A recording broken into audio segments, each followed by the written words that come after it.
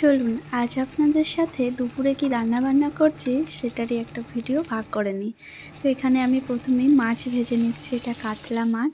আর এইদিকে ভাত চাপিয়েছি, তার সাথে অল্প করে একটু কাঁকরোল ভাজা করেছি। আমাদের এইদিকে তো এটাকে কাঁকরোল বলে, আবার ঘি করলাও বলে। তো আপনারা কে কী বলেন জানাবেন কিন্তু।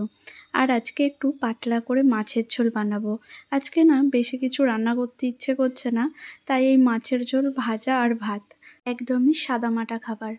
আমি ঘরোয়াভাবে কিভাবে মাছের ঝোল বানাই সেই ভিডিওটাই আজকে আপনাদের সাথে ভাগ করে নিচ্ছি। মাছ ভেজেছিলাম যে কড়াইয়ে, সেই কড়াইয়ে তেল ছিল অল্প।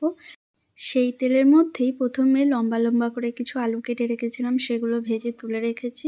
ওই তেলের মধ্যেই ফোড়নে দিয়েছি 5 ফোড়ন, তেজপাতা, শুকনো লঙ্কা। তারপর 1.5 চামচ আদা রসুন পেঁয়াজের পেস্ট দিয়ে ভালো করে কষিয়ে নিয়েছি। অর্ধেকটা টমেটো কেটে রেখেছিলাম, সেটা দিয়েও খুব ভালো করে কষিয়ে নিয়ে মশলা থেকে তেল ছেড়ে এলে ভাজা আলুগুলো দিয়ে ভালো করে কষিয়ে জল দিয়ে ঝোলটা ফুটতে দিয়েছিলাম।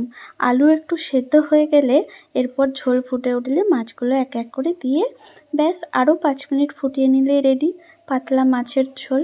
আপনারা বাড়িতে কে কে এইভাবে মাছের ঝোল বানান আমাকে কমেন্টে জানাবেন কিন্তু। আর আমার রেসিপিটা কেমন লাগলো সেটাও কমেন্টে জানাবেন। ভালো থাকবেন সকলে।